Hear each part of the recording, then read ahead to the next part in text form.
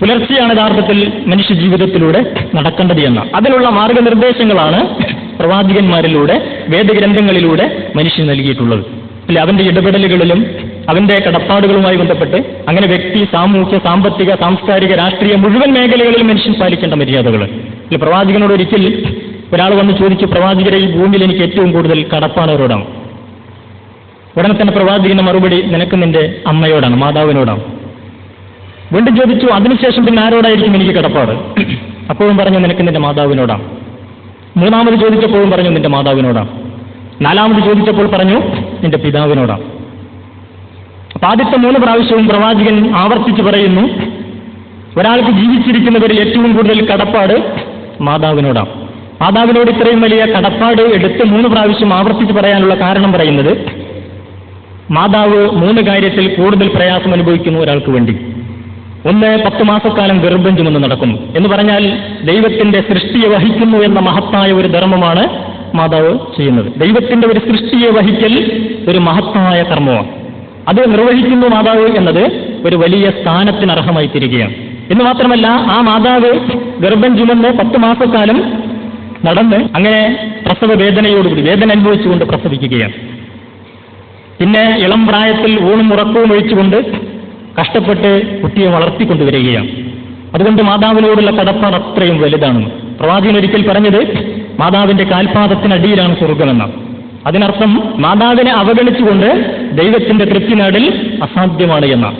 അല്ലെ, പിതാവിനെ അവഗണിച്ചുകൊണ്ട് ദൈവത്തിന്റെ തൃപ്തി നേടൽ അസാധ്യമാണ് എന്നാണ്. ഇത് ബോധ്യമുള്ള പ്രവാചകന്റെ ഒരു അനുയായി ഒരിക്കൽ വൃദ്ധയായ തന്റെ മാതാവിനെ കൂട്ടി എവിടുന്നോ വരുന്ന സമയത്ത് ചുട്ടുപൊള്ളുന്ന മണലാരണ്യത്തിലൂടെയുള്ള യാത്രയാണ്.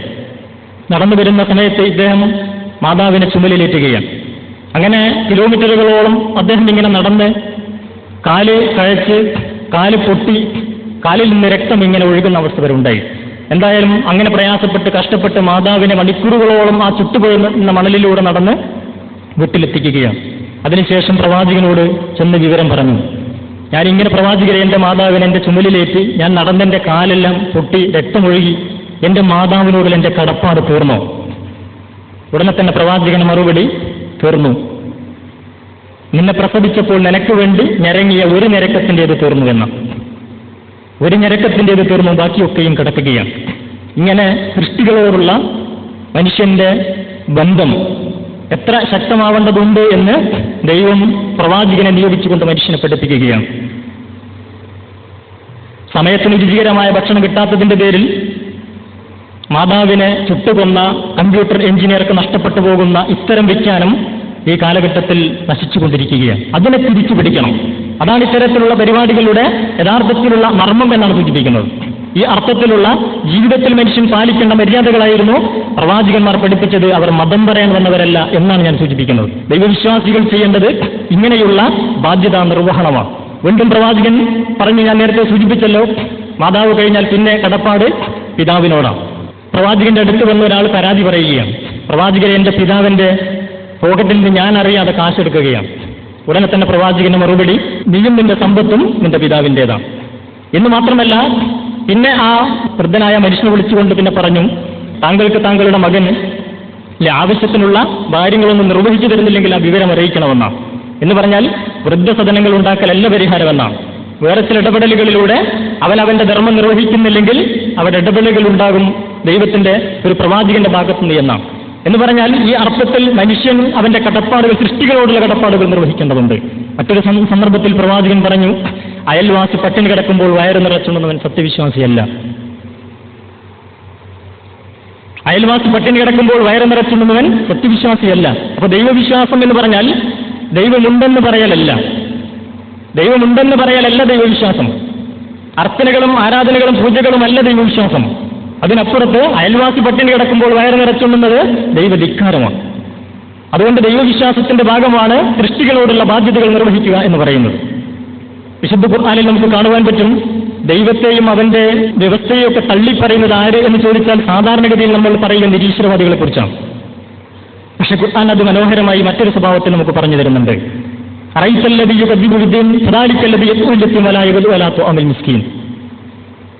ദൈവം ചോദിക്കുകയാണ്, ദൈവത്തിന്റെ വ്യവസ്ഥയെയും ദൈവത്തെയൊക്കെ തള്ളിപ്പറയുന്നവരാരെന്ന് താങ്കൾ കണ്ടുപോകും. എന്നിട്ട് പറഞ്ഞു, അനാഥയെ ആട്ടിയകറ്റുന്നവനും അഗതിക്ക് അന്നം നൽകാൻ പ്രേരിപ്പിക്കാത്തവനുമാണ് ദൈവത്തിന്റെ വ്യവസ്ഥയെ കളവാക്കുന്നത്. ഒരു നിരീശ്വരവാദിയെക്കുറിച്ചല്ല ഇവിടെ പറഞ്ഞത്. ഇങ്ങനെ സൃഷ്ടികളോടുള്ള കടപ്പാട്, സൃഷ്ടാവിനോടും സൃഷ്ടികളോടും ബാധ്യതകളുണ്ട്. ആ സൃഷ്ടികളോടുള്ള ബാധ്യതകൾ അവൻ നിർവഹിച്ചു പോരുകയാണെങ്കിൽ, ദൈവം പറഞ്ഞ കൽപ്പനകൾ പാലിച്ചു വരികയാണെങ്കിൽ, ഇങ്ങനെ ഓരോ തലങ്ങളിലും ധർമ്മം പുലരും.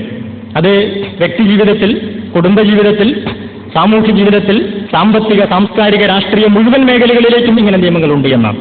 കൃത്യമായ ഒരു സാമൂഹ്യ നിയമം അതിൽ പഠിപ്പിക്കപ്പെട്ടിട്ടുണ്ട്. അതനുസരിച്ച് മനുഷ്യൻ എന്ന് പറയുന്നത് ചെറുപ്പിന്റെ പല്ലുകൾ പോലെ സമന്മാരാണെന്ന്. ഒരേ മാതാപിതാക്കളുടെ മക്കളാണ് മനുഷ്യരെന്ന്.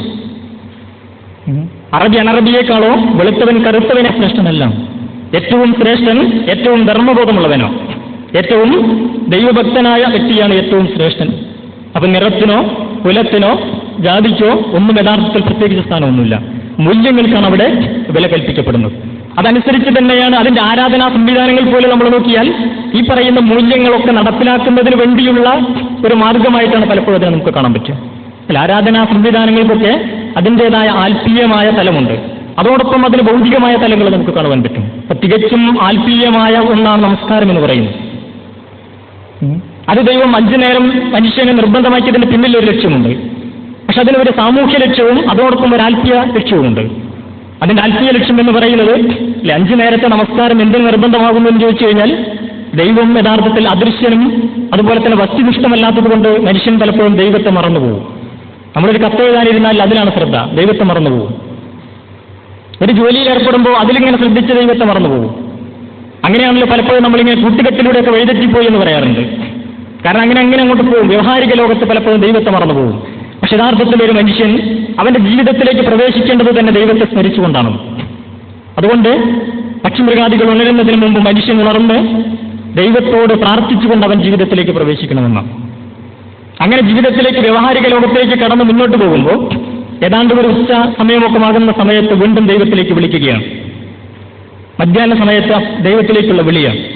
അത് കഴിഞ്ഞ് വീണ്ടും മുന്നോട്ട് പോയി ഏതാണ്ട് ഒരു 4 മണി സമയമാകുമ്പോൾ വീണ്ടും ദൈവത്തിലേക്ക് വിളിക്കുന്നു. പ്രാർത്ഥനാ സമയമായി. അസ്തമയ സമയമാകുമ്പോൾ വീണ്ടും വിളിക്കുന്നു. ഒരേ 8 മണിക്കുള്ളിലുള്ള സമയത്ത് വീണ്ടും ദൈവത്തിലേക്ക് വിളിക്കുകയാണ്. ആ സമയത്തൊക്കെ നമസ്കാരം അല്ലെങ്കിൽ പ്രാർത്ഥന നിർവഹിക്കണം എന്നാണ്. ഇത് നിർവഹിക്കുമ്പോൾ സ്വാഭാവികമായിട്ടും എന്ത് സംഭവിക്കുമെന്ന് ചോദിച്ചാൽ, ദൈവത്തെ മറന്നുകൊണ്ട് വഴിപിഴച്ചു പോകാൻ ഒരു സാധ്യതയുമില്ല. കാരണം നിരന്തരമായി ദൈവത്തിലേക്കുള്ള വിളി നടക്കുന്നു. അതിൽ ആത്മാർത്ഥമായി പ്രതികരിക്കുന്ന ഒരു മനുഷ്യന് വഴിതെറ്റി പോകാൻ കഴിയില്ല. കാരണം മനുഷ്യപ്രകൃതം അനുസരിച്ച് എപ്പോഴും അവനിങ്ങനെ വ്യതിചലിച്ചു പോകാനുള്ള സാധ്യത വളരെ കൂടുതലാണ്. അതുകൊണ്ട് നിരന്തരമായി വസ്തുനിഷ്ഠമല്ലാത്ത ദൈവത്തെക്കുറിച്ചുള്ള ഓർമ്മ രൂഢമൂലമാകണമെങ്കിൽ നിരന്തരം അത് സ്മരിച്ചുകൊണ്ടിരിക്കണം. അതിനെ ഇത് വ്യവസ്ഥപ്പെടുത്തിയിരിക്കാം. അതെങ്ങനെ മനുഷ്യനിൽ പരിവർത്തനം ഉണ്ടാക്കും എന്നതിനെക്കുറിച്ച് പ്രവാചകൻ അനുയായികളോട് ഒരിക്കൽ ഒരു ഉദാഹരണത്തിലൂടെ പറഞ്ഞത്, നിങ്ങളുടെ വീടിന്റെ മുമ്പിലൂടെ ഒരു അരുവി ഒഴുകുന്നുണ്ടെന്ന് സങ്കല്പിക്കുക. അതിൽ പോയിട്ട് 5 നേരം നിങ്ങൾ കുളിക്കുകയാണ്. എങ്കിൽ നിങ്ങളുടെ ശരീരത്തിൽ വല്ല അഴുക്കും ബാക്കിയുണ്ടാവോ എന്ന് പ്രവാചകൻ അവരോട് ചോദിച്ചപ്പോൾ അവർ പറഞ്ഞു, ഇല്ല പ്രവാചകൻ, എങ്കിൽ പിന്നെ ഞങ്ങളുടെ ശരീരത്തിലൊന്നും അഴുക്ക് ബാക്കിയുണ്ടാവില്ല. അപ്പൊ പ്രവാചകൻ പറഞ്ഞു, ഇതുപോലെയാണ് 5 നേരം ആത്മാർത്ഥമായി നമസ്കരിക്കുന്ന പ്രാർത്ഥിക്കുന്ന ഒരാളുടെ ആത്മാവ്. അപ്പൊ ശരീരത്തെ വൃത്തിയാക്കാൻ വെള്ളം ഉപയോഗിക്കാം. ആത്മാവിനെ വൃത്തിയാക്കണമെങ്കിൽ ദൈവസ്മരണയാകുന്നു അതുള്ള മാർഗമെന്നാണ്.